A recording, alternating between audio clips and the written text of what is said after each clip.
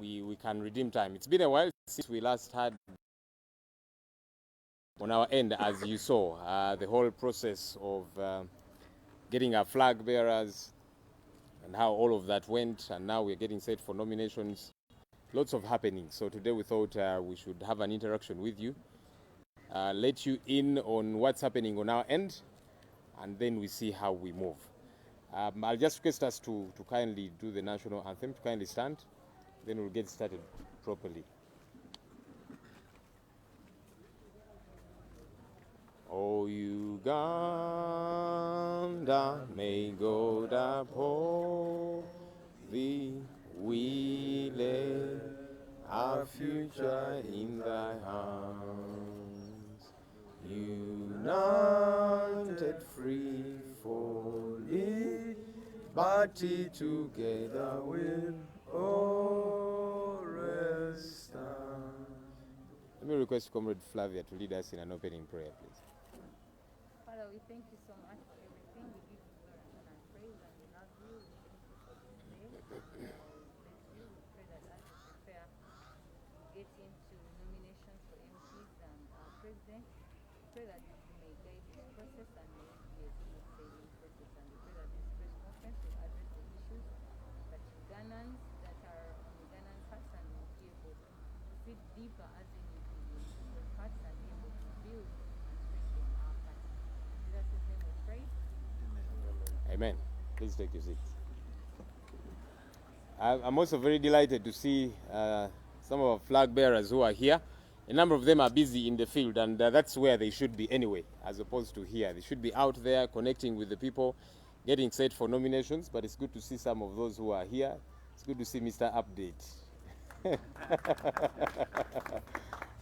Plus the other comrades will be introducing you in a bit. All right, I'm going to invite our team leader, the president of the National Unity Platform, Honorable Kyagulanyi Sentamu, to come and address us. You're welcome, sir.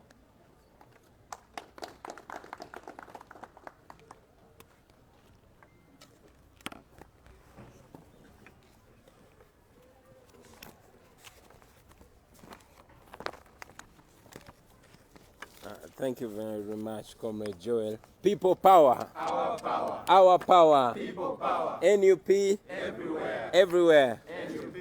Thank you very much. A very good morning to you, fellow countrymen and women. We salute you, and we continue to thank you, members of the media, who always show up at short notice. In the past few weeks, the National Unity Platform has been very busy in the process of acquiring our flag bearers.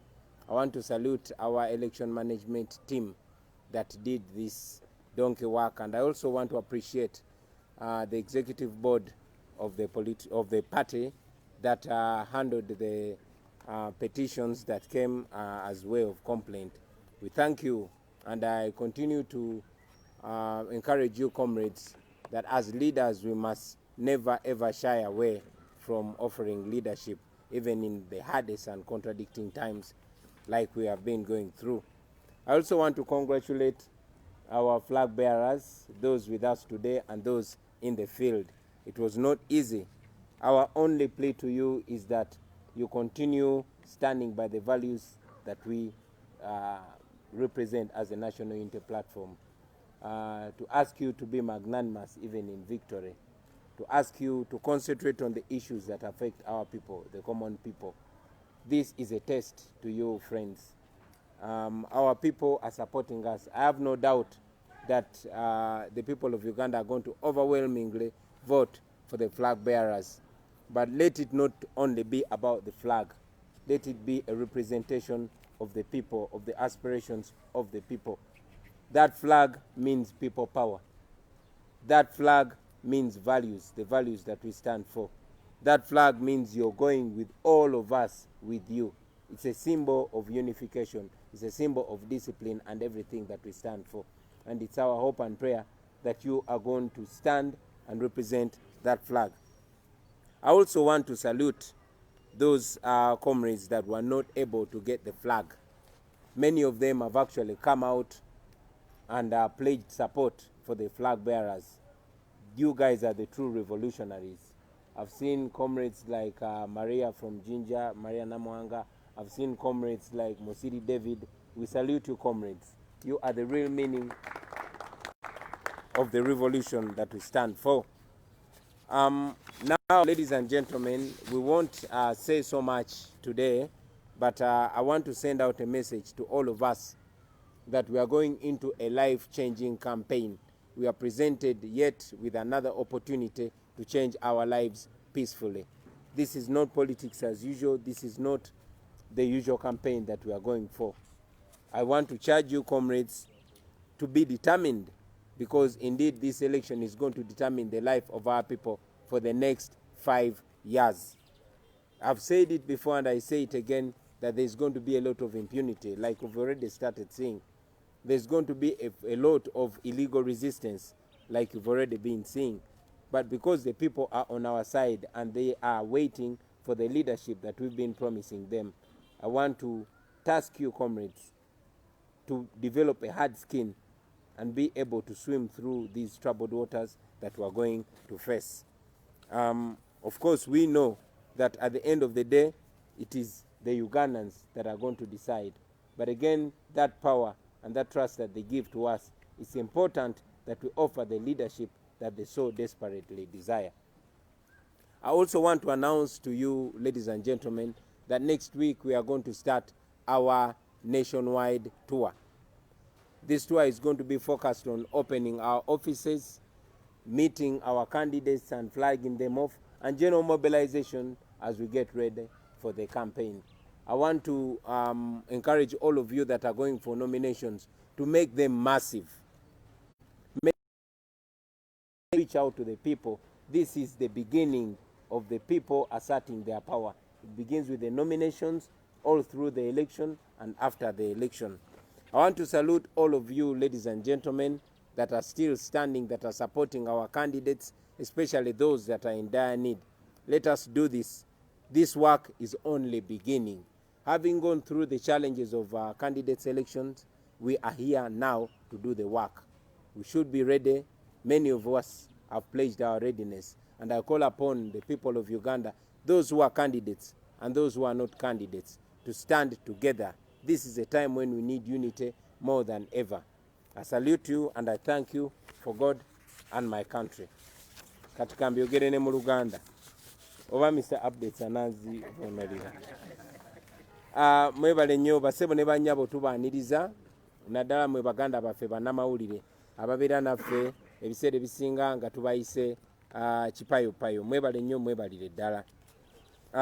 Nga bwe mbadde mbategeeza mu Luzungu nti wiiki eziwedde ze twakakuba amabega, ekibiina kyaffe ekya National Unity Platform kibadde bize nnyo mu kwerobozaamu abo abanatukwatira bendera mu kulonda kuno okugenda mu maaso. Njagala okwebaza ennyo akakiiko kaffe ak'ebyokulonda akaabakana n'eri neddimu era ne kalikola obulungi. Njagala n'okwebaza akakiiko kaffe aka Executive Board, ako nga ke kakiiko akakwasaganya okwemulugunya eri abo abaali tebayiseemu, era tubebaza olw'okukola omulimu ogwo n'obwesimbu. Olunaku lwa leero basebo ne bannyabo, njagala okuyozaayoza abo bannaffe abasobola okuyitamu okutukwatira bendera. Mbayozaayoza era si kibi okwekubirako mu ngalo. Njozaayoza nnyo n'abo abatasobola kuwangula. Bannaye tuli bantu ba nnyumba emu. Oyo kaweefube yateekebwawo yali wakulonda mu kubanga ng'era bwe kyali kirabika lunye nti ffenna twali tesobola kukwata flag emu. Twali tulina okwerondamu omuntu omu mu buli kifo ekiriko okwesimbawo atukiikirire. Era nyina okukkiriza nti abo abaalondebwa bagenda kufuna obuwagizi bwaffe bonna era bagenda tuleetera obuwanguzi. Kyenjagala obbasaba mmwe baganda baffe abayitamu, mugende maaso nga mukiikirira ebyo ebirowoozo ddala eby'omuntu owa bulijjo. Mubeere bakulembeze ne wakati mu buwanguzi. Tuli bantu ba nnyumba emu, kati essaawa gye tusinga okwetaaga okubeera awamu. Obuwanguzi bwammwe muleme bulaba ng'ate mwe abasukulumye mu bannammwe, naye mubulabe ng'abakwasiddwa eddimu eritali lyangu, eddimu nga tubayambako, nga bannayuganda babayambako, naye nga ne Katonda abayambako, eddimu lye mugenda okutuukiriza mutuleetere obuwanguzi. Sirina kubuusabuusa mu mwoyo gwange ti bannayuganda bagenda bawagira nnyo, naddala mmwe abatukwatidde bendera. naye mubeere endabirwamu y'Abannayuganda ey'ebiruubirirwa byabwe, ey'okubonaabona kwabwe, n'endabirwamu ey'essuubi eryo lye balina. Njagala mpozi mu ngeri ey'enjawulo baganda bange okubategeeza nti kati ffe nga Bannayuganda ffenna tuyingidde ate mu stage gye tulina okukwata n'obwegendereza ennyo. Eno stage gye tugendamu yeya campaign egenda okusalawo obulamu bw'Abannayuganda wa gye bugenda okudda. Tugenda okukwatagana n'omukisa gwe tulina gwe tufuna omulundi ogumu mu myaka 5 era ng'omukisa ogwo gutusemberezeddwa kati ogw'okukyusa obulamu bw'Abannayuganda. Kyonna kye tukola okuviira ddala mu nominations zaffe paka mu kulonda kye kigenda okusalawo nsi ki Bannayuganda gye bagenda okubeeramu. Guno gwe mukisa gwe tulina. Bannayuganda babadde nga bagulindiridde era nga beebuuza ebibuuzo bingi. Olwedde tubawadde bakandidate, mwe bakandidate musuubirwamu bingi baganda bange. Naye sina kubuusabuusa nti nga tubawagira nga Katonda abawagira ne Bannayuganda nga babawagira mugenda tuleetera obuwanguzi ate muleetere ne Bannayuganda bonna obuwanguzi. Njagala kumaliriza nga ntegeeza eggwanga nti wiiki ejja tugenda kutandika olulambula lwaffe okwetooloola eggwanga lyaffe lyonna Uganda. Mu lulambulo olwo twagala okusinkana ne bakampeyina baffe, twagala okusinkana ne mobilization team zaffe, twagala okubeera nga tugulawo offices zaffe eza NUP okwetooloola eggwanga lyonna, twagala okuba nga tusinkana bakandidate baffe tubazeemu amaanyi, twagala n'okuba nga tumobilizinga okwetegekera akano akalulu. So muzifungize ababadde batannaba kwetegeka, mwetegeke essaawa eyo tuyingira mu kalulu. Akalulu ke tuze tusuubiza Bannayuganda ntitugenda baleetera obuwanguzi era nga sirina kubuusabuusa titugenda baleetera obuwanguzi. N'ebigambo ebyo njagala obbeebaza n'obbaagaliriza akalulu akalungi. Mwebale nnyo, mwebale ddala ku lwa Katonda n'ensi yange. Our power, people power. NUP everywhere. NUP. Thank you, Mr. President. That man making noise is from Makindi. You know, Makindi has many music studios, I don't know what. All right, now that the President has addressed us, I imagine you have a couple of questions. We have many competent leaders that will be dealing with a number of those questions. So let's hear from you, ladies and gentlemen. Yes, sir.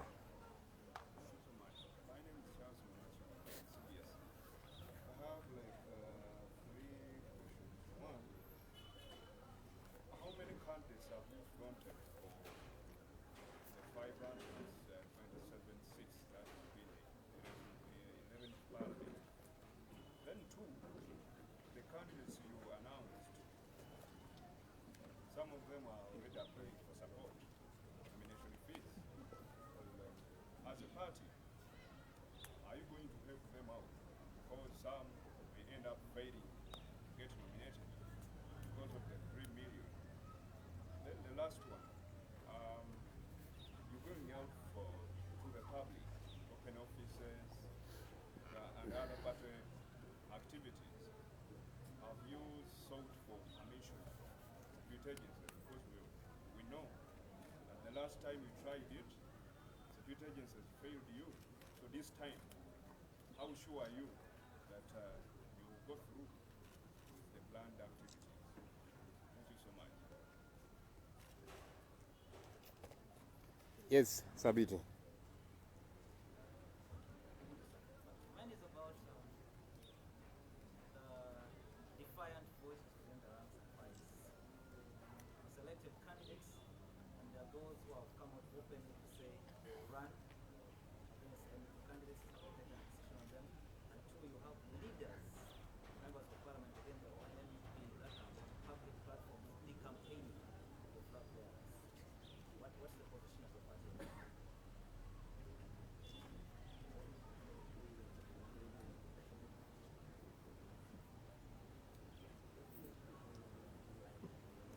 Are you a journalist? We're only taking questions from journalists. Come again? We're only taking questions from journalists, sir. Yes, sir. Yes, sir. Njagala okufunaako President Kyagulanyi kyayina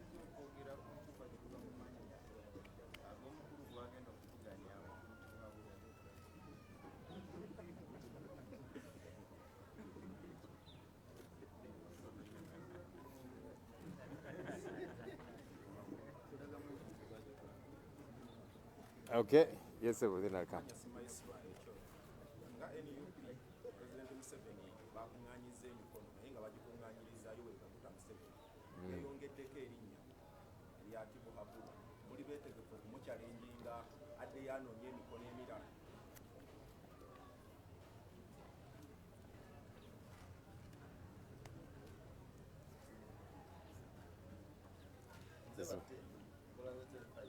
ensonga esooka waliwo amawulire agafulumye twagala mukakasoma president principal sofa nga NUP na bannayuganda okukateka abasemba timugende mukyalimuseveni nebagala kumanya oba tebali mu miliyoni mukaaga zirime oba ziri mukaaga then ensonga eyokubiri deputy principal mu bitundu ebya western lyokuddekawo yali ayogera naffe n'atugamba nti nga NUP mulina challenge y'amaanyi nnyo ne radios zebaali bafunye mu western principal ogendayo n'abamu abali babasabika airtime bakabadisa nga babagamba nti balina oda okupewa baavu tumanyi mugenda kukola mutya bwekiba nga kituuse mu mbeera eyo okuba nti abali ku ground abantu bamwe batandise n'okuba nga balemesebwa okuba nti babateekerateekera ogenda okukyala ensonga endala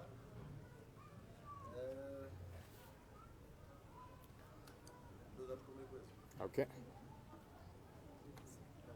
Yes sir. Sematimba gwegire yasinga principal okubiriza bacandidates abafuna flags okulaba nga nominations baziteekamu amaanyi era zibeerezaamu ggondo kati poliisi mugigamba ki nga wakyaliwo embeera ya covid etakkiriza bantu kukuŋŋaana era mugenda gikolera ki?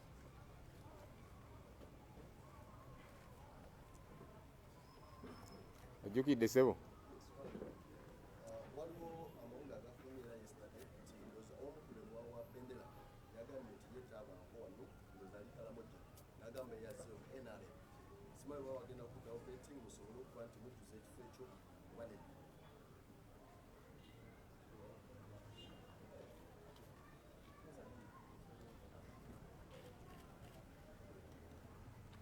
Yes sir. Amanya Nsuluga Muhammad waliwo ebitundu ebimu Yes sir. amanya Nsuluga Muhammad waliwo ebitundu ebimu bakandidenti bano bye bagambibwa mbu akakiiko k'ebyokulonda kagenda kulemesa bamemba ba paalamenti oba bakandidenti okunominatinga ng'ayisingiro ensonga eyo mwagiwuliddeko era mugyogerako Nzikutegedde bulungi. waliwo ebitundu ebimu mu ggwanga lya Uganda ng'ayisingiro nga akakiiko k'ebyokulonda kagamba nti kagenda kulemesa bakandidenti bano okunominatinga.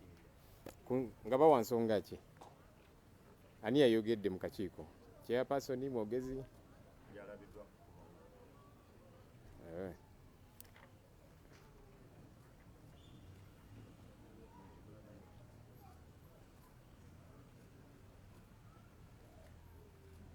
Yes sir. Amanya nze Michael Wabudi nakola ne Kyagulanyi njagala kutegeeza abaana bangi byo bagenda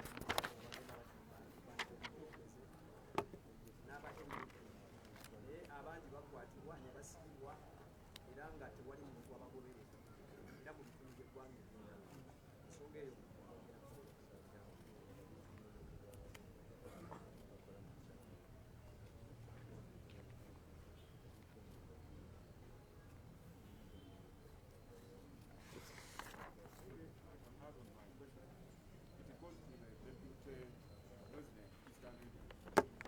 There is a report that was done by NRM people from Yoweri today. It went to a petition, yes, that you interfered with their primary. Are you aware of that petition and did you participate in their primary?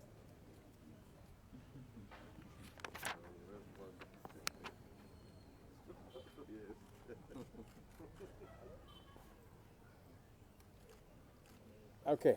I'll just speak maybe one more and then we'll start to respond. Yes sir.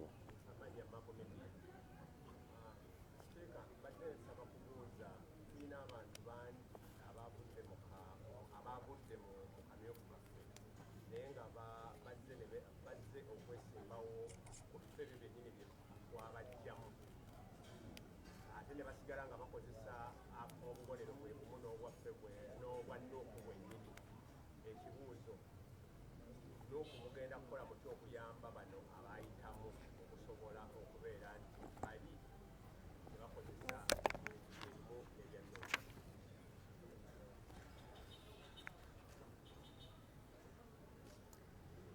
Okay, we are going to address this question.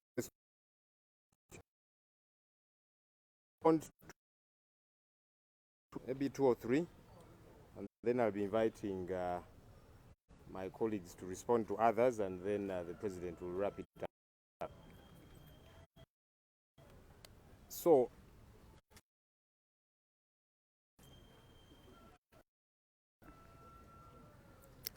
just a second.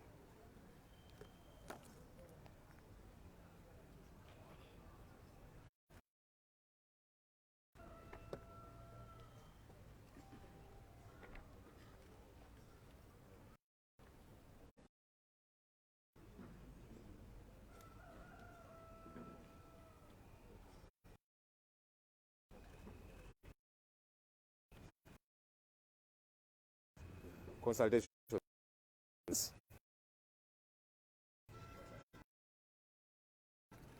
Flag bearers do we have so far? So as NUP we have 427 parliament positions so far. Those that went through our system, our entire program, and they are flag bearers. You never know, between now and nomination time we might get some more. That's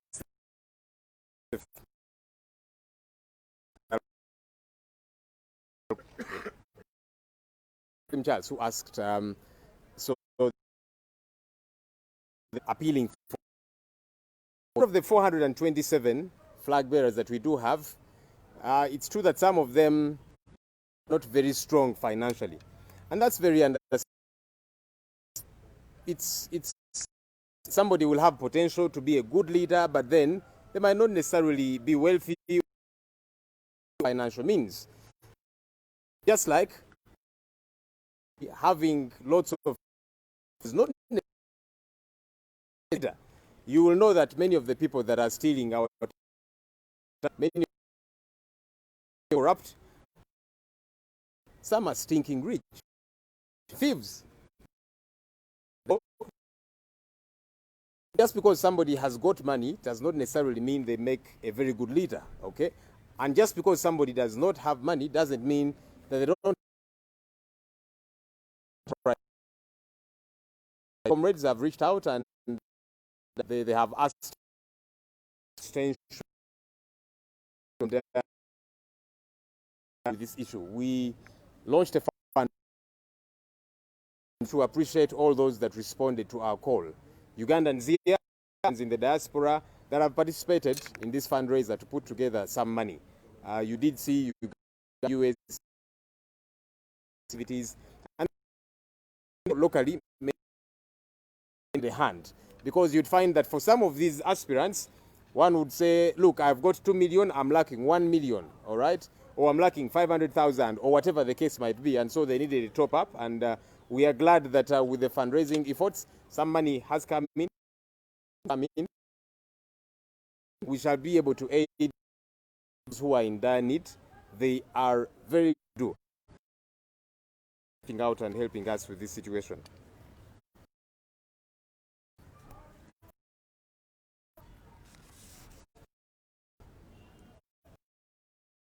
I think the question of around and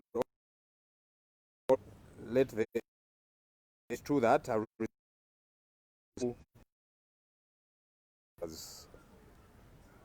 so yes, but from media houses,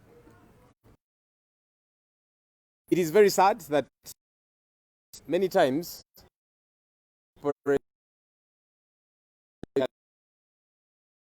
security organs operate with primaries will get to happen as they did. Many people, no masks, no social distancing and all of that. And it's okay. None of them will be touched. If anything, they are being guarded by police and the army. In fact, some of the aspirants were using guns, as you did see. But if it is an opposition fellow who has gathered a few people, they'll come and get this person, arrest them, and all of that, which is very problematic, because what's good for the goose should be good for the gander. We have been seeing media houses having a lot of pressure exerted on them. Even those that are well-meaning, and they will say, look, we are happy to host you people, and for some, we find we have booked and paid some little money as a deposit, and they say, no problem, please do come. And then the state security exerts a lot of pressure on them, and then they call and they say, some are actually very honest. Of course, some will say, I had forgotten position. We pay for the uniforms that you wear. We pay your salaries, all right? You swear to serve all of us, and not just a few. And so this is a very critical message to folks that are in security. Tomorrow, government is going to change. You will be duty-bound to salute us. Why? Because Ugandans will have entrusted us with their mandate. So it's important that you have a balance there, that you serve everybody equally without any bias. That's very important. Nonetheless, for us, we are going to go out there because we know the law is on our side. Let's go out there, reach out to the media houses and all of that, and let's see who will try and stand in our way. About the fundraising, you say the fundraising is ongoing, and so the same fees that do not have nomination fees will be catered for by the party? So, what I said is that, yes, we put out channels there, and people continuously give whatever they're able to do. Ugandans here and Ugandans in the diaspora, it keeps coming in, and we are reaching out to the very needy.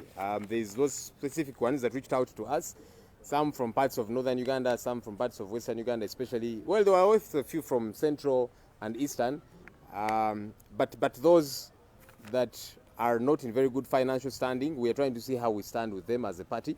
Good enough, some contributions are coming in from Ugandans here and Ugandans in the diaspora to try and aid this process. Yeah.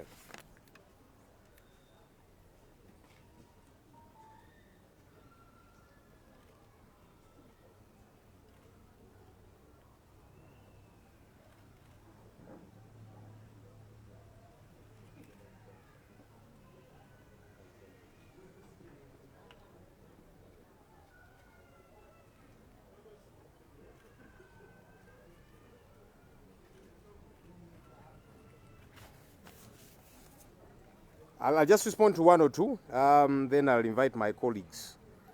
But I asked about the signatures, the number of signatures. We are delighted to let the country know that we have gotten all the required signatures for presidential nomination. What's happening now is that our mobilizers are saying, no, let's go a bit over and above. And so they're still doing that. And we shall very well be within the deadline that was set.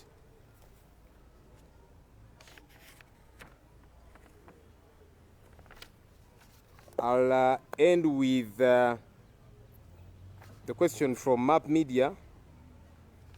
He was asking, will independents, said independents are using the flag of NUP, the symbol of NUP, which is the umbrella, on their posters and all of that. Well, anybody can put our symbol on their poster.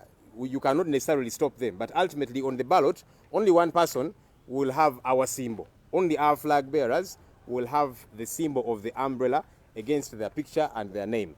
So whoever is using our umbrella on their poster is only campaigning for us, really. We cannot go around supervising and saying, now, who is this one? Even Museveni has put the umbrella on his poster. Let him do so if he so desires. He's only campaigning for us. So we cannot regulate that. What we can regulate is to write to the EC and say, these are our official flag bearers. And only one person can have the flag of NUP. Only one person can have the symbol of an umbrella or any other symbol for that matter. So that does not worry us too much. We know who our flag bearers are, and those are the ones going to be nominated to use the symbol of NUP, which is the umbrella. So anybody else that will go around saying they're the holder of the umbrella and all of that, that's okay. So that people get to know what to tick is the umbrella. And when they get there, only one person will have the position, will have the symbol of the umbrella, and those will be our flag bearers. I would like to maybe first invite the Deputy President in charge of Eastern. There was a heavy-sounding allegation made against him, but also he'll give us one or two updates, what's happening in his region. Oh, sorry, just a second. Let me just do this in Luganda. Sorry. because I had Luganda media houses saying kakati ate yogedde Luganda. All right, very quickly, Charles yabuuzizza ba candidates tulina bameka. Nga NUP ba flag bearers be tulina bali 427. Awe bayita mu process yaffe ne bafuna flaga ey'ekibiina. Era tulindiridde baba nominating. Era yabuuzizza ku bannaffe abatalina mwasirizi oba abasabye obuyambi okuva eri ekibiina.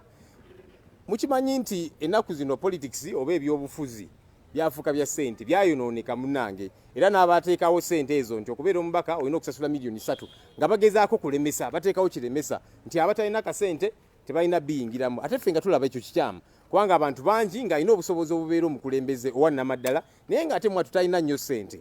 Okay? Ate ojja tutunulira ne paalamenti yaffe gye tulina kaakati. Abantu bangi bayingira paalamenti eyo nga mwatu tebalina ssente. Abamu bakampeningira na kuziboda boda bugaali naki emmotoka gyasooka ofuna ng'amaze okuyingira paalamenti. Naye abantu baamwesiga ne bagamba newankubadde tolina nnyo naye ffe tukulabamu obukulembeze gwe bwe tujja okuyiira obululu ne babawo obululu. Okay? So ate nga tekitegeeza nti oli bw'aba alina nnyo ssente ajja kubeera mukulembeze mulungi. Mujja kulaba nti abasinga okubba ssente zaffe ez'omuwi w'omusolo ate mwattu be bagagga ennyo, be balina ssente empitirivu naye ate bakyabba ssente z'omuwi w'omusolo ne weebuuza nti ate kaakati already olina lwaki ate oyonoona. So si kituufu nti oli bw'abeera ne ssente nnyingi abeera mukulembeze mulungi, nti ate oli bw'aba talina ssente talina busobozi bubeera mukulembeze. So tulina bannaffe abamu nga balina obusobozi obubeera abakulembeze era kyebava bayita mu process eno ne bafuuka ba flag bearers naye nga bakyabulamuko kasente. Bakoba amasimu n'agamba nze nnawo miliyoni 2 mbulako emu okubeera nominated oba mbulako emitwalo 5 weebityo. Kyovudde olaba twayanjula campaign ey'okugezaako okukuŋŋaanya ku ssente gye tuyita fundraiser, era tuli basanyufu nti bannansi bannayuganda bali wano mu Uganda ne bannayuganda abali ebunaayira bagezezzaako tukwatirako nga bateekawo activities ne basonda ssente era nga tukiwa nti ssente zino tusuubira zigenda tuyamba nnyo okuyamba ku bannaffe bano abakyabulamuko nga balina obusobozi obubeera abakulembeze naye nga babulamuko kasente aka nominations. Mukulu Bate yabuuziza ku signatures.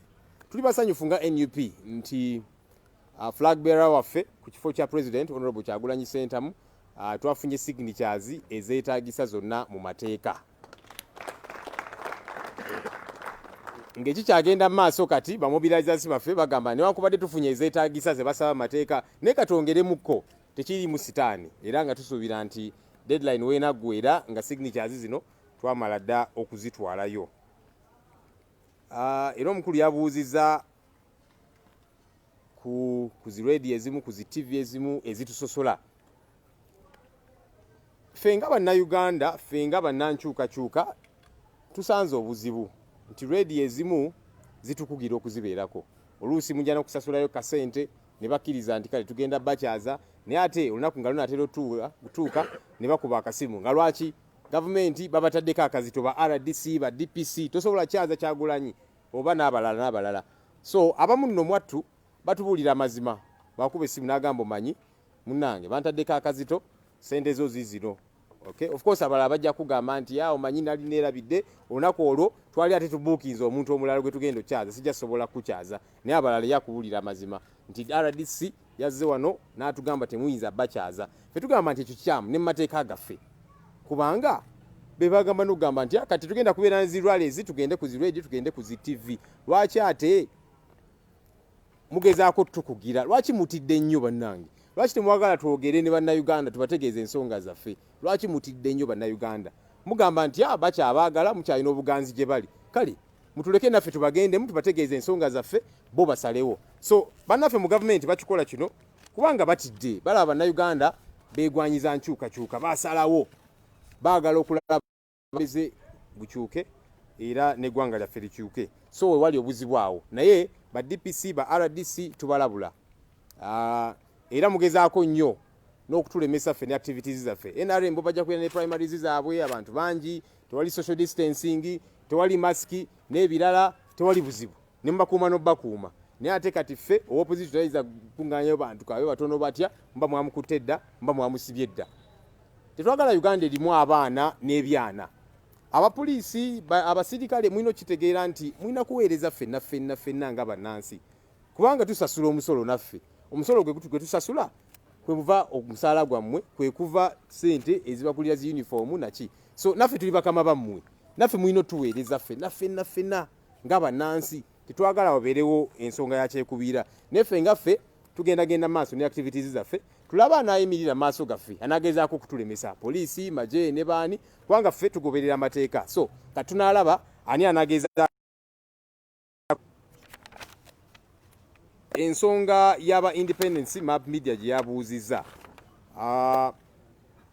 ffe nga nup tulina aba flag bearer baffe tulina abatukwatidde abendera ey'amanvuuli era abo betugenda okuwagira ffe ng'ekibiina kubanga kitukakatako ne ssemateeka yaffe bwetyo bwekirambika obulungi waawo tuwulira nti waliwo bannaffe abalala ne ku posta zaabwe bataddeko manvuuli ate nga si gye bagenda okukozesa kubanga olwedi ekibiina kyajuwa omuntu omulala tewali buzibu ffe tetuyinza kugira muntu kugamba nti toteeka manvuuli eyo ku posta yo tetuyinza tambula kibuga oba ggwanga lyonna ate tugira ebipande biriko manvuuli nga si ye kandidate waffe tetulina buzibu in fact batuyambako n'okutunda manvuuli yaffe bannayuganda bategeere nti bw'otuuka ali ku ballot otiikinga wali manvuuli kubanga manvuuli ebeera ya muntu omu akabonero kabeera ka muntu omu so oli ne bwaneefumbafumba atya n'alimba abantu eyo nti yalina manvuuli ne ku posta n'ateekako tewali buzibu wali ku ballot alina manvuuli abeera muntu omu eyakukwatira flag atukwatidde bendera manvuuli ku nsonga eyo. All right, so I think that was majorly it. Let me invite the Deputy President, Eastern Region. Thank you very much, Your Excellency, and all colleagues, flag bearers, NUP. People power. Our power. Our power. People power. The question from CBS media practitioner, my friend, my good friend, is about a petition which went viral. That petition was signed by 5 bad losers. I must call them bad losers in their NRM primaries. They claim, and most of those claims are actually baseless and unfounded. They claim that I influenced the elections in the entire district. It has 3 constituencies. So the 5 winners in the primaries, commencing with my own Manjia, the next one is called Bukigai constituency, the other one is Lutseshe constituency, then the bigger district woman MP, and the neighboring Manafa.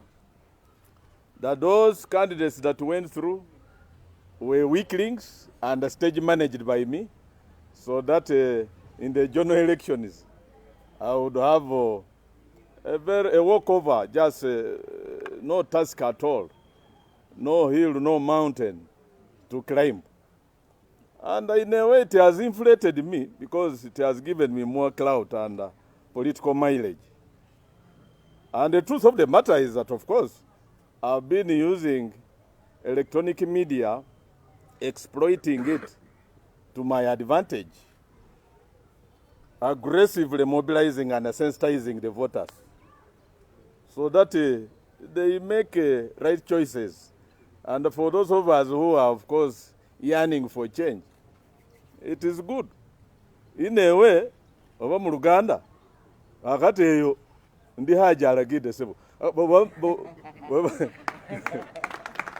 power. Our power. People power. Bwe baba bakoze gundo petition eyo enfunana nti nze nateekamu eryanyi lingi mugundi mu kalulu ako aka primaries ka NRM nfune bano abayitamu abatalina maanyi, ekyo kitegeeza nti sizanya ndi w'amaanyi awo mu kaeri ako ndi kingpin awedde emirimu. Era kamwe koogera kituufu kiri nti bantya nnyo. Era bano n'ebbaluwa yaabwe yaleese meeting, they are convening a meeting tomorrow, a regional security meeting, and I've been invited. I thought at first I had issues with the one who had invited me, verbal on phone, whether it was a summons or an invitation, but he was unequivocally clear that he was inviting me. So this meeting basically is on the hows and the whys of that petition, which raises issues about the recently concluded NRM primaries. Thank you very much.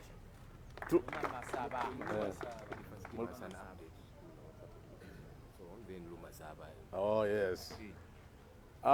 Eastern, despite the fact that a few of our flag bearers were grappling with the financial constraints to clear their nomination fees, I must salute and appreciate some philanthropic Samaritans and supporters and promoters of National Unity Platform.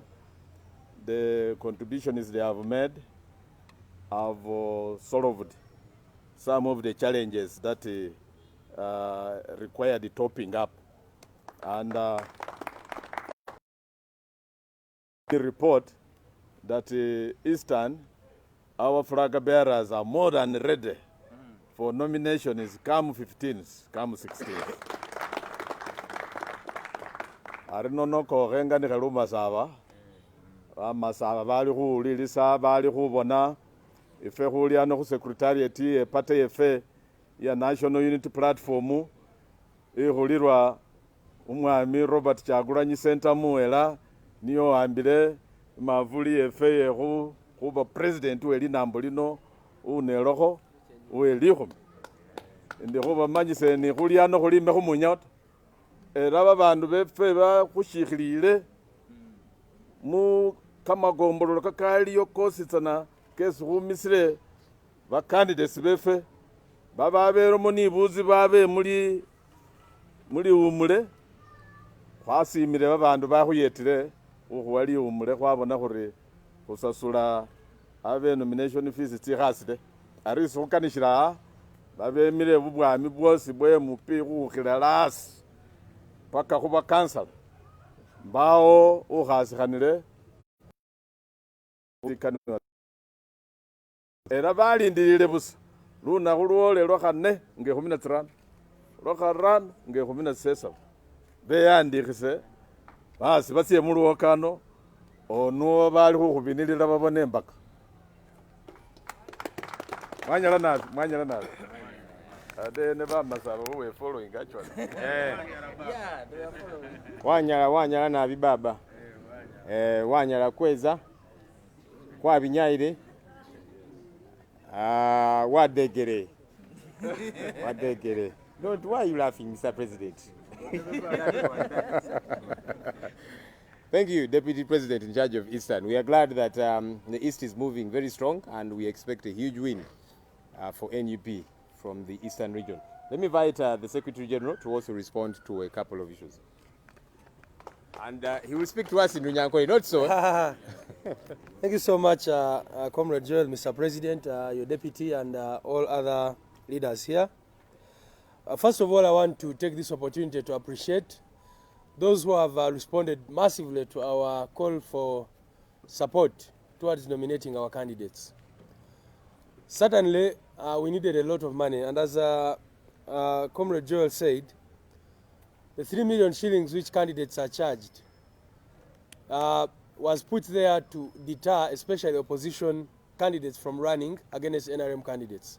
Because as you all know, NRM, using our own money, state resources, pays nomination fees for all its candidates. And they know that certainly the other candidates who belong to the opposition cannot afford that money. If you wanted to support 500 candidates, you will need 1.5 billion shillings to be able to support them to nominate. So you can imagine how difficult that is for people who are poor, impoverished, and yet they also want to have a chance at leadership. Leadership should never be for the well-to-do, for the wealthy. It should be for everyone, for all citizens, regardless of their socio-economic status. So we appreciate the comrades, both in Uganda and abroad. And I think later today we'll be telling you how much we've been able to raise. But I'll say that we've been able to raise a substantial amount of money, not to pay nomination fees for anybody, but to at least support those who are lacking some little money and those who should be able to support. The second thing I want to respond to, somebody asked whether we've sought permission of the police to begin our nationwide tour. As you all know, although the Presidential Elections Act and all other laws provide for consultations, and candidates have a right, or prospective candidates have a right, the police blocked our consultations at the time. And we took measures, including resorting to courts of law until the COVID situation came and all that. But right now, what we are doing, we are a political party. NUP is a political party.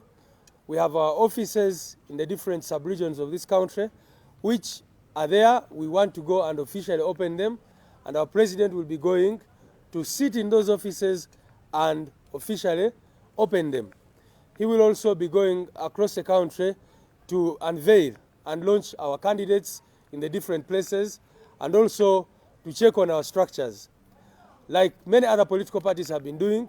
And we hope that the police and all security agencies will not interfere with us, because the people of Uganda are watching, and they are our last resort, like we have been saying. The two last points, one is about people who are arrested putting up posters. It is very unfortunate indeed.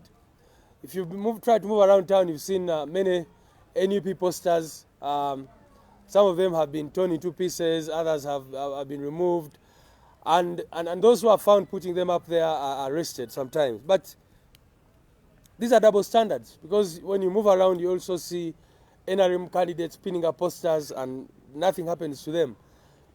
Billboards of NRM are everywhere. So we want to challenge, especially the Electoral Commission, to say that if you say that you are an independent Electoral Commission and that you are going to organize a free and fair election, these are issues that you must interest yourselves in and make sure that there is a level playing field as we go into this election. The very final thing is about people who are running as independents against party flag bearers. Being a political party, we have a constitution which provides for ways of how someone becomes a flag bearer for the party and all that. What I can say now is that the party, NUP, stands very, very firmly behind the flag bearers of NUP. And those are the candidates we are going to support. Those are the candidates who our president is going to support. And we are going to make sure that we push them to victory. But as you all know, an election is not an easy process. It's always a motive. People come out with bruises and all that kind of thing. We are using two approaches. We are talking to those who are willing to be talked to, and then the others will just have to look at what our constitution says and follow that. But for now, we're trying to bring our people together as NUP. Our approach is really to make sure that the members of the party come together and especially run and rally behind our flag bearers for the party. Because that is the reason why we had the candidate selection process. Otherwise, we would have said that let everyone go and run. But as you know, under the Political Parties and Organizations Act and all other laws, you can only have one candidate in a position. So this is what we're trying to tell all candidates who are not successful, to say, please rally behind the candidates of the party. Because if we are indeed in this struggle to get rid of Museveni and his regime, once we have gotten rid of those, there will be other positions of service which all these other comrades can come in and contribute to building our nation and towards this mission to liberation. Not everyone has to become a member of parliament, not everyone has to become a councillor, as long as we all come together and first and foremost identify our struggle and know that our mission, first and foremost, is to get rid of the dictatorship. Now, Comrade Joel asked me to speak in Runyankole, and I wanted to beg that I defy Sir and maybe speak in Luganda. The president has insisted. I don't know. All right. Uganda then summarizing the other. I'm in the situation which the deputy president was in when you're speaking to people and you know they are not following you. But I'm sure there are many who understand Runyankole here. Ekyokubanza ntwenda kwebaza abo bonna abatutwerire sente kuyamba ba flag bearer bitu abetsimbireho omyanya yona omwihanga eri. Twahirize kutunga sente nyingiho konka zitari kumara habwokuba wareba miliyoni 3 buli omwezi akuba nayetenga kubeera nominated. Ezo sente nyingi munonga ningasho kwandikisa ezo ziri sente nyingi munonga ezitari kubasa kutunga ombwire obwo. Konka nitwebaza abantu bona abali mu Uganda naheri ya Uganda abaletire sente abatwererize sente amasuma agututiireho n'obuyambi bona abandi obatuhire nituteekateeka ngu nituza kugira abantu abutwayamba omu bicweka bihanga byona tugira okutwabahwera. Enshonga endiijo yabeire okushaba orusa rwa polisi okugenda nitwetoorera ihanga mbwenu niko kunagira president witu ow'ekitiinisa Kyagulanyi Sentamu Robert naza kuba natandika okutayaya omu bicweka bihanga byona. Nituza kubahereza programu ei turatambulireho kugira ngu tuze omu bicweka bihanga byona konka polisi obwabise okutwagirizeho okutambura kukora consultations yaturemesa.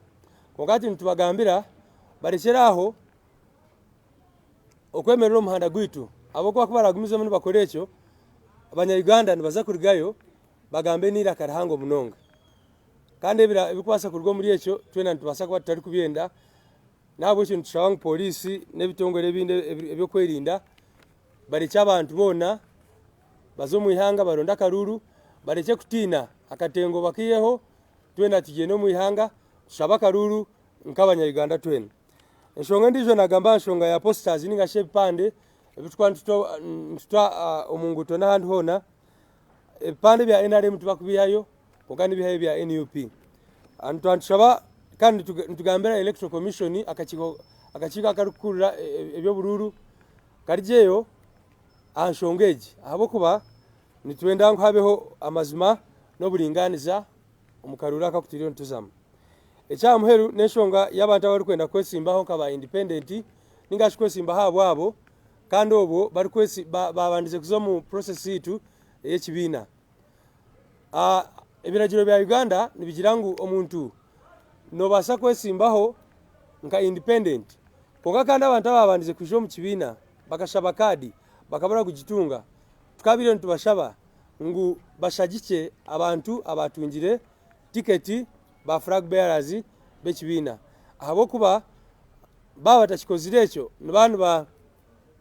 nibateganisa entamburaho yitu engendereraho yitu konka kandi ekindi nibarigaha omuramwa gwitu n'ogw'okucungura ihanga liitu. Mbwenu twena twagumbaho twaza kwetsimba omu mwanya gumwe nitubasa kureeta ekigenderero kyarigaho konka kandi turaheze okusingura orutaro ruturiho twareba ngu Museveni n'abantu be bona bagenda nienda kubahamiza abantu abo ngu nituza twine na positions ezindi zona ningashi emyanya endiijo yona eturikubasa kuta abantu abo nabo bakagira eki bakora kureba ngu ihanga liitu lyagenda omu maisho. Mwebale munonga kumpurikiriza.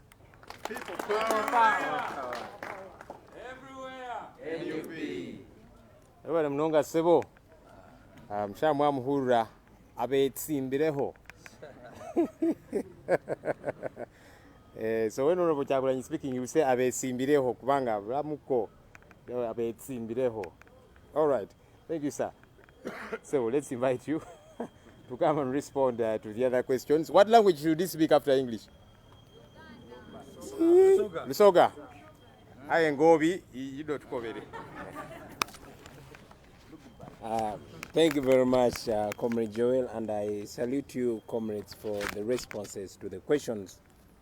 And our Secretary General has substantially responded to the question of the police and other security agencies about the worry about whether or not we'll be able to carry on our nationwide activities. Ladies and gentlemen, you've all seen other political parties and other leaders going about their businesses unhampered. So we expect the same thing if we are being governed by the same law. We are unofficially registered political party and we are heading to campaigns. I'm a presidential candidate and I want to believe that I have all the other rights that other candidates are having. And we want to believe that as a political party, we have the same rights as other political parties.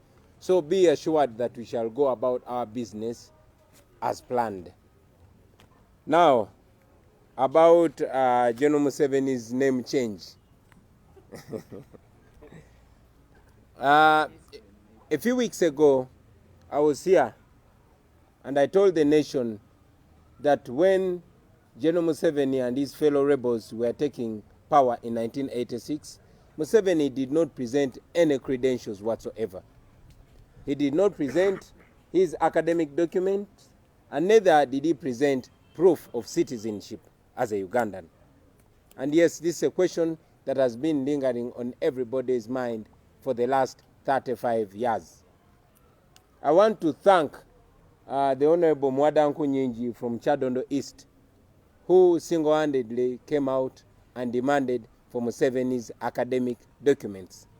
You all saw that the Electoral Commission did not take up to a week to release my academic documents, the ones that I used to contest for the parliamentary seat that I'm occupying in 2017.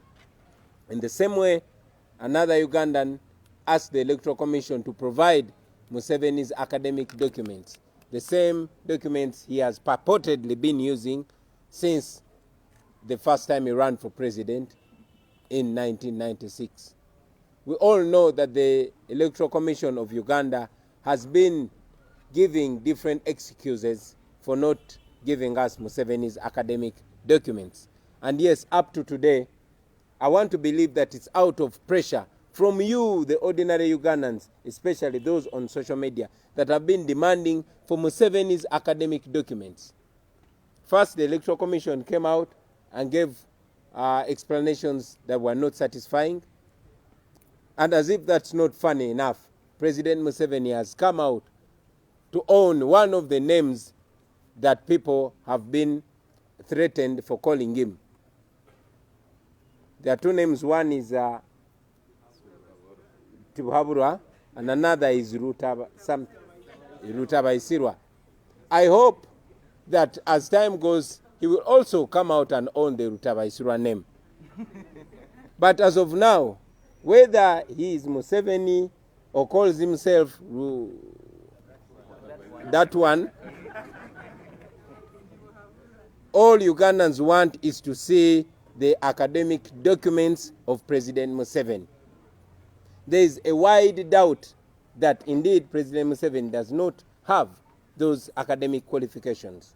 But even if he has them, everything that happens on a daily basis proves to us that the Electoral Commission of Uganda is indeed a sham.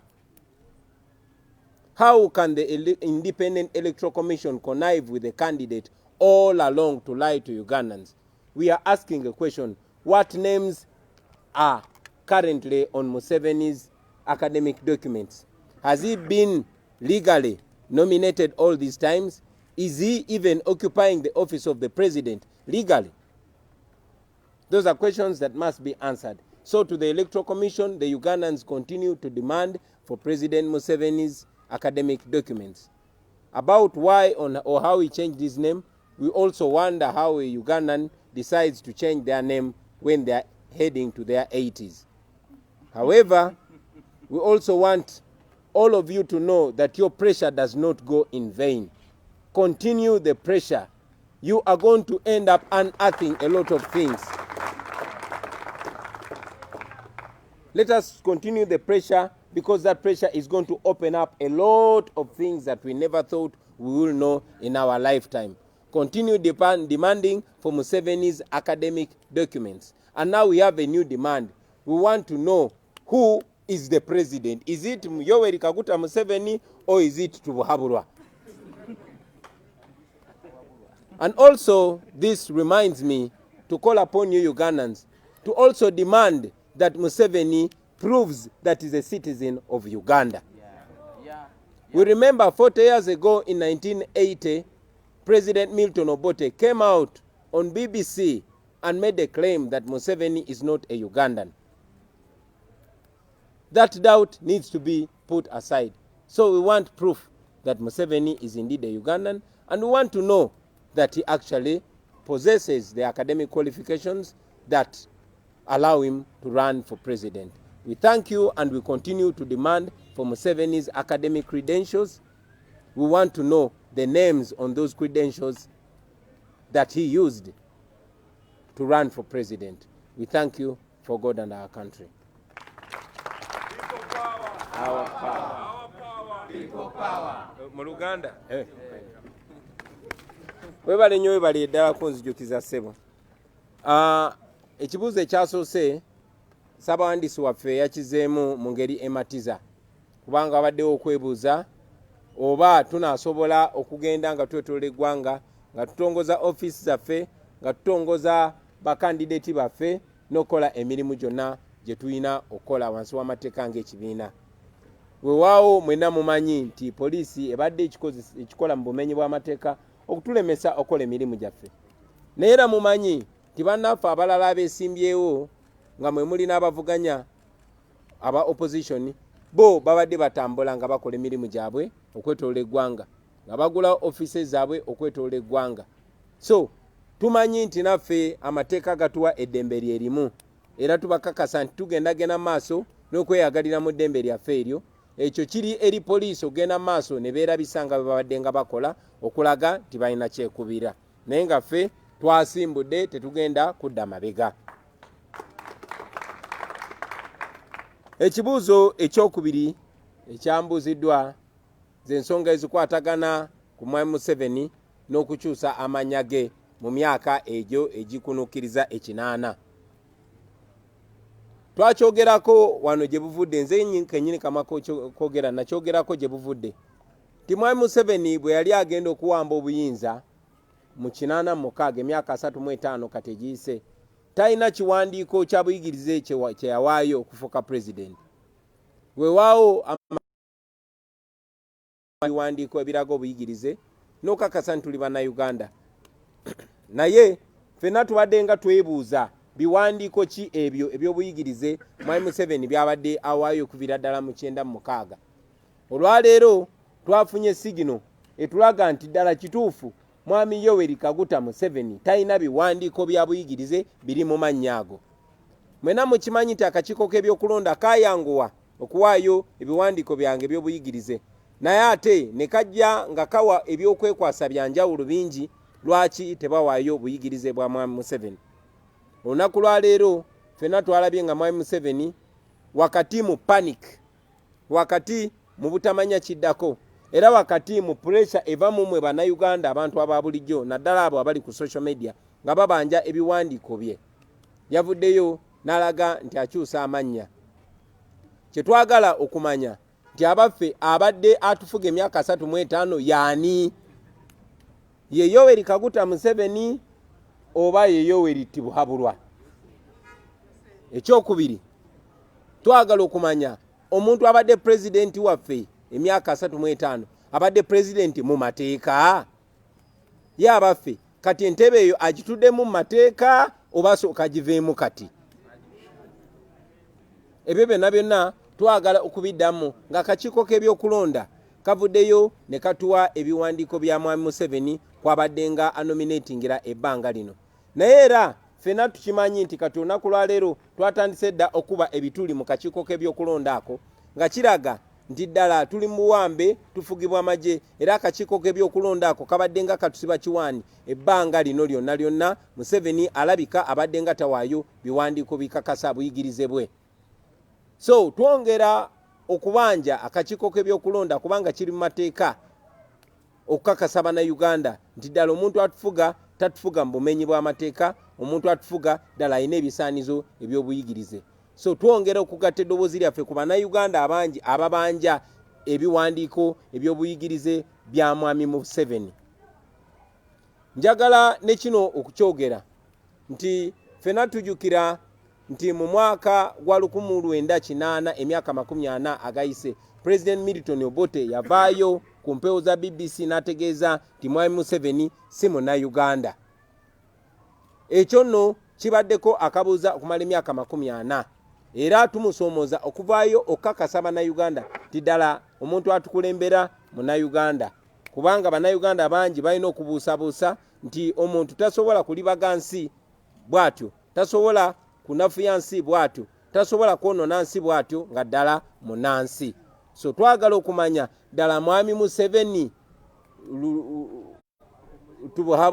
Tibuhaburwa n'amannya amalala ge tujja okumanya ddala munnayuganda, ddala munnansi, ekyo twagala okimanya.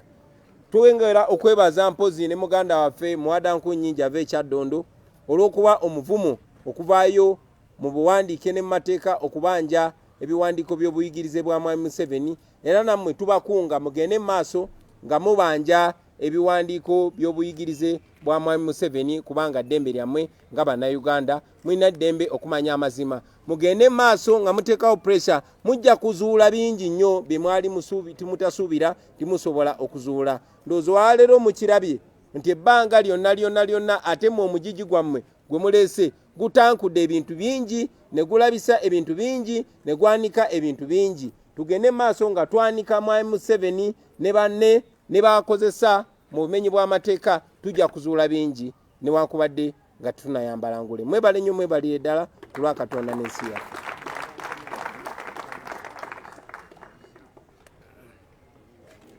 Thank you, Mr. President. I hope that from one president to another, the other will pick your advice. You know, the name Tibuhaburwa means the one who doesn't take advice. I hope he will take your advice and release all this information. Ugandans need to know the truth. We have come to the end. Sabide.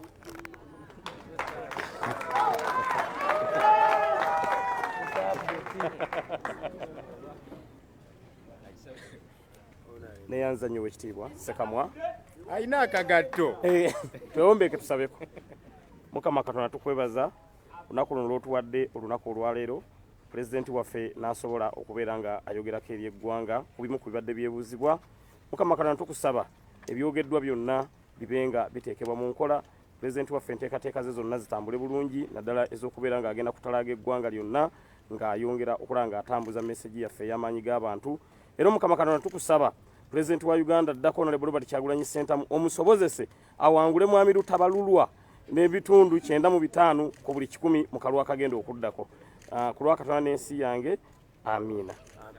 Olutalo nga luwedde tuliyambale ngule, tuliyambale ngule, tuliyambale ngule. Olutalo nga luwedde tuliyambale ngule, tulivimba mu Uganda empya. People power, Our power, our power, people power. NUP, Everywhere, everywhere. NUP. All right.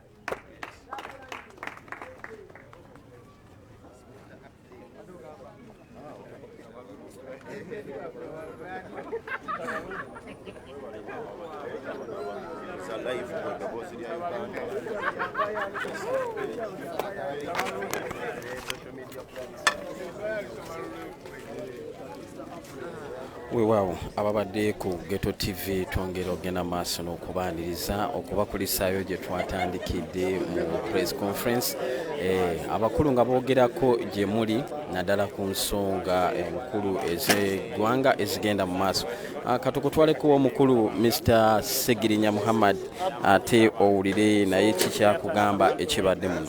Pulezidenti mwagenda okugulirawo ofiisi ez'enjawulo mu ggwanga lyonna, n'ekirala okwongera okubeera ng'alaga ba candidates abeesimbiddewo ku tiketi ya NUP. Ekyo kigenda tuwa amaanyi n'obusobozi okulaba nga tugenda mu maaso mu nkola ey'okulaba nga tuwangula ebifo byonna ebiriko ku ba candidates bonna abakozesa ambulira. N'olwekyo enteekateeka eyo tumanyi nti egenda kutuyamba nnyo. Ekyokubiri, era pulezidenti ayongedde okukittaanya nti tubeere bagumu, obuwanguzi buli gye tuli. Ekyo pulezidenti buli lwakituteeka mu buli maanyi gatuwa gongera otwempawayalinga n'okukola ebyo byonna bye tulina okukola okulaba nga bakandidates bonna aba NUP tusobola okubeera nga tujjayo win eya 2021. Bakandidates bonna abalondebwa ku mutendera ogwa MPs, ba councillors ne ba road councillors ne ba mayors ne baani bonna balina obusobozi kasita obanga oli tiketi eya NUP. N'olwekyo ekyo pulezidenti waffe tukikwebaza nti wakola selection ennungi mu bakandidates bonna abagenda okupresentinga NUP. Ate era era president akizeemu lunwe nti 2021 opposition bana abali ku opposition kati bagenda ate okubeera nga bali mu ntebe then bali abalala bana tuvuganya olwaliro bagenda okubeera ku opposition NUP egenda kubeera government in power 2021 lwekyo president assurance eyo gyatuwadde etwongera confidence etwongera amaanyi netwongera ffenna okulwana olutalo olwokulanga twambala engule nga tetuzikiza because twagenda tugirimu lwakulaba nga twambala engule Kyagulanyi abeere president w'eggwanga Uganda tetuli mu struggle eno nti Segirinya wangule ekifo gundi awangule ekifo ebyo it's an addition ku kiri ekinene kye tusinga okukola ki ketusinga okwetaaga bino ebifo tubikozesanga as a mobilization tool tubikozesa okulanga tutambulizaako message y'amaanyi g'abantu but our main goal is to take over this dictatorial regime of Yoweri Kaguta Museveni and his family gwe mulamwa omukulu gwe tusinga okubeera nga twesigamako mu ngeri emu oba mu ngeri endala ensonga ya honorable Latif okudda ku kifo kyeyali alangiridde mbu avuddeko ate gwe flag bearer wano okwokyogeraku muganda wange honorable Latif kati simanyi we tujjidde oba ekifo akyakiriko kubanga ayinza okubanga ombuuza nga yagenze dda ku bwa woman MP oba nga yagenze ku bwa road council oba council assistant kwegamba ye buli budde bwoyina okubeera nga omwebuuzaako kati oli kifo ki kati tuyinza okuba twogera ku muntu ate yavudde dda mu kifo kye tuli mu kwogerako kati nobanga ontomezza kati buli wobanga ogenda kumbuuza ensonga ya honorable Latif ye gweolina osooka n'okubira essimu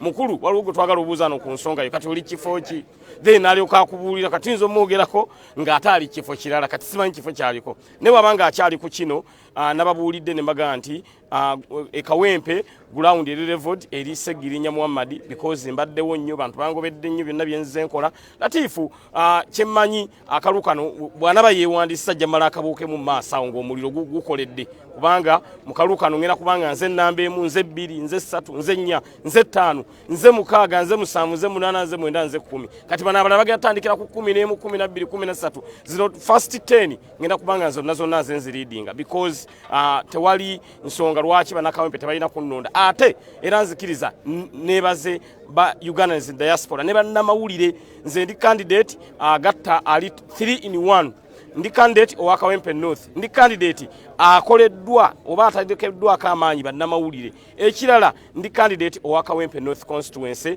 mama atunda ennyanya atunda gonja atunda kasooli atunda lumonde awagira nnyo Segirinya because bakimanyi ti Segirinya bwe manga nkutte ekifo kino ekyoba MP Kawempe North nze muntu agenda okujjayo eddobozi ly'omuntu anyigirizibwa lwekyo honorable Latif bwabanga alina ekintu kyeyerabira mu parliament akingambe nja kimuleetera bwaba alina kyeyerabirayo waliyo kooti waliyo kikitaayi eri side wandagirire wabadde atula nja gimuleetera waliyo kiyerabirayo peni nja gimuleetera bwaba alina kyeyerabirayo nze akiŋŋambe abeere free agenti Segirinya kino kyenneerabirayo naye kibanga si kyekyo nga tugamba Mwami Museveni agende nga muganda waffe oyo atukulumuludde emyaka 25 Mwami Museveni atukulembedde 35 kweja 35 Mwami Latif yakulembeddeko 25 yasooka mukono guno n'abaka guno n'abaka okugulu naddamu n'abaka akomyewo naguno era ne guno ayagaladdemu agubake ne tusobola kukkiriza because tukkiriza mu bukulembeze obukyuka mulala n'akwata olaba honorable Robert Kyagulanyi Sentamu olwaliro constituency gyavaamu eya Kyaddondo ne bwagamba kugiddamu emirundi bufukunya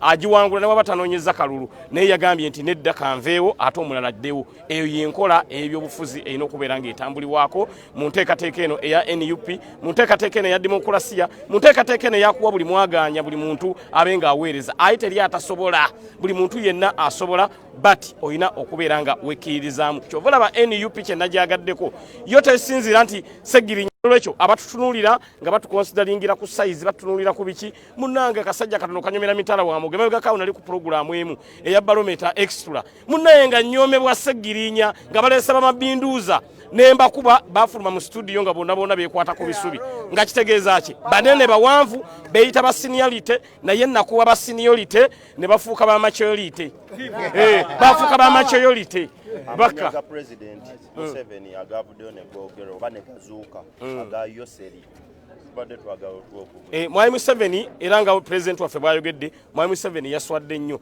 bulijjo atufugira mu nsobi era singa kibadde kisoboka nga tubaye tulina wano oba poliisi nga tusobola gi-instructing oba amagye oba military Mwami Museveni singa yayoleddwa ddwa n'akwatibwa because enfuga bulijjo gyabadde atukulembera mu badde atukulembera mu nsobi bwe kibanga atuusa kati n'agamba nti nyina erinnya nali nalyerabira naye ndijjukire nali lirina okubeera nga ndigattako ne bw'omugamba nti erinnya olitulage ku academic documents zo talirina lwekyo Mwai Museveni kyolese lunye ti bulijjo atukulemberera ku kiwaani bulijjo atukulemberera mu nsobi kale Mwai Museveni bw'aba yasoma atubulira what is science tugenda kubaako ebibuuzo ebimu tugenda tandika ebibuuzo ebimu bye tugenda omubuuza SST nifulu nga tumujja eno tugenda tumubuuza ebibuuzo ebimu tugende ku bya O level tugende ku bya A level kubanga ebiwandiika nziza okukwata biina ne tusobola osettinga questions ze tumanyi nti za P7 ne tumanya tugenda mu settingira eza senior 4 ne tumanya tugenda mu settingira eza senior 6 kubanga komanda musiri wano wali asobola okubeera nga bwemu kubagenda settinga ebibuuzo tumubuuze kale ebibuuzo bwe biba ebiwandiiko byamubulako naye ate naffe bannayuganda twali twebaka era kyovala neebaza nnyo Kyagulanyi okujja omusajja ono amazima gala mugulu bw'osoma ekitabo kye kibayita Sowing the Mustard Seed talina waayogerera ku primary we yagisomera ayogera ku ssomero limu Ntale School eri ku higher institution omubuuze no wansi waje wasomera bibuze kale bwe kibanga ekyo kiganye atuleete bu certificate bwazze obwa candle making wali ku soap obwo paper bag tujja bugattagatta kale tuweze obwo kale katumuddiremu aleeta obwo bwokka ate tumanye nti omuntu atukulembera ayinayo bakatikisimu oba yasoma confirmation oba yasoma okusibulwa kw'abalwadde kale tusinzire okwo tumanye nti atukulembera yamala kalimwezi tusambulirawo ku kalimwezi ne omusajja nabanga bamutuma empapula leeta tiya gas bwomuga leeta ebyokulwanyisa bwomuga leeta erevu nga leeta male kuguni tuvuddeyo erevu tuvudde leeta olevu nga leeta military aleeta amaje sabo twetaaga obuntu bubiri leeta O ne E ne bw'omutuma bino ng'agamba anyiiga ogenda kulanga abawavu n'abampi baze nti nedda munnange tetwetaaga kirala kyonna gweleeta bupapula bubiri lwekyo Mwai Museveni yeerabisizza nnyo aswadde nnyo naye munnange abaganda baali bagezi nti bw'oba ogoba musajja munno olekanga mwezi kuzza ye yabitinkula bino Mwai Museveni ng'asaba ebiwandiiko bya pulezidenti waffe ebiwandiiko n'abireeta n'abikuba ku mmeeza nga mulimu ne diguli okuva ku Harvard University ya pulezidenti waffe yagikuba nayo ku mmeeza kati Museveni n'atya nnyo ne tumugamba nti nga bwe kikoleddwa naffe twetaaga bibyo omusajja empapula zimufuukidde empapula mabega kawe yayokya makerere ng'ayagala agambe nti byajjiriddemu ne tumwesookayo ne tumugamba nedda ssebo tosomeranko makerere totugamba nti byayidde era okuva olipooti yakomawo naye baali baagala tugamba ti bintu by'omukulu byajjiridde mu makerere ne tumwesookayo manyi ffe tuli bagezi tumugamba nedda ssebo totugambe ekyo n'akivaako so ono omusajja azze atufugira ku propaganda era electoral commission muswadde nnyo tibulijjo munominatinga Mwai Museveni nga talina yadde ekiwandiiko kale ate nze singa bayita tukwata bubi nyina ka diploma okuva mu Amsterdam University aka physical planning and system management n'aka data mine technical institute akamawulire singa bayita tukwata bubi nandibadde muwawulizaako manyi ffe abanubu tetuli babiyonzoga nti omusajja ebikolredde nyina ebimala okuvuganya ku bwemupi bino kambimuwe twandibadde tumuwawuliza ku bipapula byaffe tumugamba munnaye otukulembera nga tolina katukwazike naye tetusobola mwazika kubanga entulugunya gyatulugunyizaamu y'amaanyi nnyo olwekyo Mwai Museveni eyakwawula esiridde guwatandika ebintu bino pulezidenti waffe empapula ze ne zivaayo UNEB nevayo nekola clarification nti empapula za Honorable Robert Kyagulanyi Center muzirikkiriya nnyo era ebintu byonna ne biggwerawo kabiriizi eyakukozesa na kakati kyekiseera ye yakutinkuulira bino twetaaga mpapula before presidential nominations bw'anaalimu ntuwa empapula ffe tugenda kwewaka kikoko ebyokulonda tuulawo nga tugamba ne mutuwa ebiwandiiko bya Mwai Museveni tubyetaaga twagala tumanye omuntu atukulembera ayimiriddewa yasoma ki ddala yayitako mu kiraasi naye bw'omubuuza ba Ogibe kati Obi talinayo n'omu abafa bagamba ba Obibe kati Ssebaggala yatugamba Ssebaggala was my Obi bombuuza Leti Julius Nyerere was my Obi Leti Elia Katege abafa bonna agenda agamba be ba Obibe bwe twamulemera kanyo Leti Kano eri Muammar Gaddafi was my bwe bakyaliwo tagamba nti bali ba Obibe omuntu afa gwa tugamba Obiwe buli afa tugamba Obiwe bane muntu ki nga aba Obi aba primary ne babula aba Obi aba secondary ne babula kugamba talinayo ba Obibe talinayo ba Ogizibe betu abagamba nti omusajja twatuulanga naye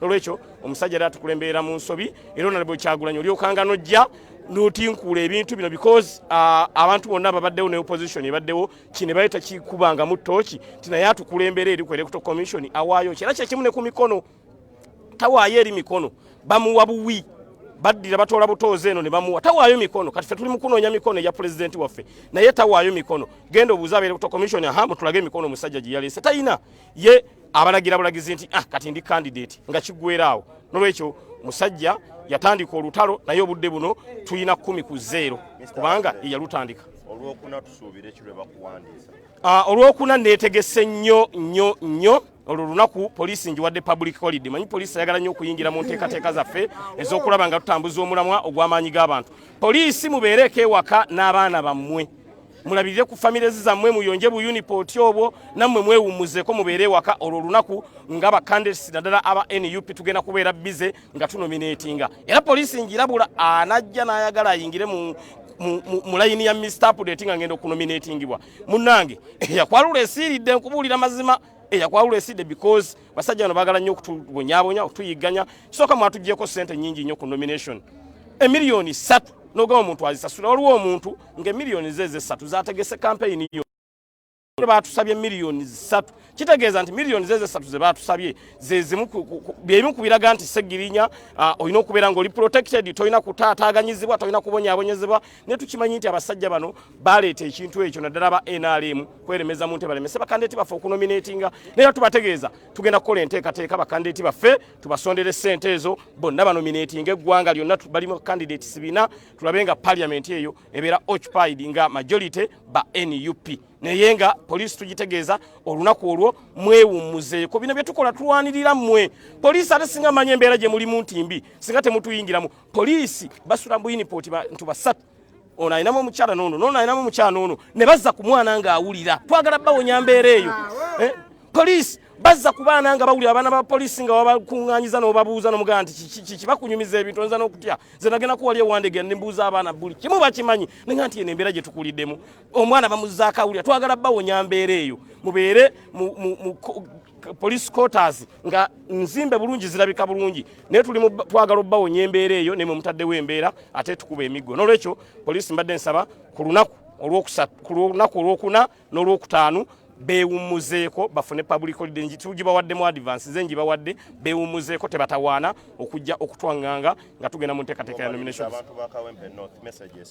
abantu ba Kawempe North kyenjagala obategeeza nti mwafunye candidate abategeera bwe kubanga Ssegirinya ku nsonga ezibonyaabonya abantu bange nze nzimanyi bwe kibanga Ssegirinya ayimiridde n'abantu bange mu kunyigirizibwa ekyo mumanyi ekyo nze nkimanyi n'olwekyo bakandidati bonna beesimbyewo naye munoonyeemu oyo ategeera ensonga zammwe n'olwekyo mbabuulira mazima banna Kawempe North singa mumpa omwaganya n'embeera MP owa Kawempe North constituency ndabagamba ti salale yange abatulugunyizibwa because kaadi ene yampeereddwa ya maama atunda ennyaanya atunda gonja atunda kasooli bannaffe abali mu sitwago naddala abaana baffe abakubwa emiggo abaana baffe naddala bano be tulina ababonyaabonyezebwa n'ataddewo enteekateeka njagala nga naakayingira parliament consecutively 3 nziteekewaawo zakuyambako bantu baffe naddala abaana baffe abafuna obuzibu mu sitwago maama agenda kuzaala ambulance ezo zibatambuze olwekyo enteekateeka y'okulaba nga nderivalinga service eri abantu bange mu nnaku 10 ezigenda osooka eza Ssegirinya mugenda okutira mumanye nti mbutuufu twali twafiirwa dda nga bwe tukomplaininga nti Honorable Robert Kyagulanyi Ssentamu yalwawo singa yajja dda bano abasajja singa twabatwalaganya dda nammwe bannakawempe mujja gamba kale singa Ssegirinya twamufuna myaka 5 emabega nga bwe mwejjusa olwaleero ne mugamba nti kale Honorable Kyagulanyi singa yavaayo dda nabanga teyavuddeyo kati naye yadde yazze kati era bingi byatinkudde ebisinze n'ababaddewo emyaka 3 abaddewo emyaka 4 bataatinkula bingi byatinkudde era nga agenda kubeera nga atugirayo win eya 2021 People power. Olutalo nga luwedde tuliyambale ngule olutalo nga luwedde tuliyambale ngule tulivimba mu Uganda. Komanda Musiri alina kyagamba. Neyanziza nnyo neyanzege ebigambo bya update byo tebiddibwamu bigambo bikulu nnyo. Kusooka byonna amanya n'eddoboozi Musiri David ayali avuganya ku ntebe ya Makindye West. Era okusooka byonna njagala kusooka kusabira muganda wange Kalulu. Ono atulabiridde atambudde naffe ate njagala okubabulira nammwe abatulaba bino ebintu mubirabyeko Ssegirinya yekka yayina eddagala ti omuntu ne waaba ayina ekitu bamutwala ne bamutemako ate naddaki nadda engulu so nsaba busabi kumusabira Kalulu. Amanya n'eddoboozi abadde avuganya ku ntebe eya Makindye West naye ebyava mu kulonda ebyava mu vetting byonna byafuluma kadi ya mukwano gwange Alan Sewanyana nenzikiriza nti nze wemba sifunye kadi kanzire emabega mpagira afunye kadi. Obadde olina ekibuuzo? main point kye kyakusikiriza gwe okwawukana ku banno bakidandala basajja lyabeene n'abasigadde abatafuna ticket ne basikirizibwa okujja independent. Okusooka byonna njagala okubabuulira nti abantu bano bonna abalala bemulaba twajjanga tubagamba nti ffe tetuzze kuvuganya kubanga twagala naye twajja okuvuganya kubanga twagala eri top command nga tubagamba nti biggest picture eri yakutwala Kyagulanyi mu entebe. Era njagala okubabuulira nti twajja mu kalulu kano ne tuvuganya nga si kufiirawo, it was not a do or die, wabula twali twagala mu bantu bonna bamwesimbyewo abantu 8 bantu 5 kadi tebasobola jiwa abantu 5 omuntu atya omu mwenna ti omuntu yenna nga ayagaliza ekibiina ekisooka wogaana okugendera ku kyekibiina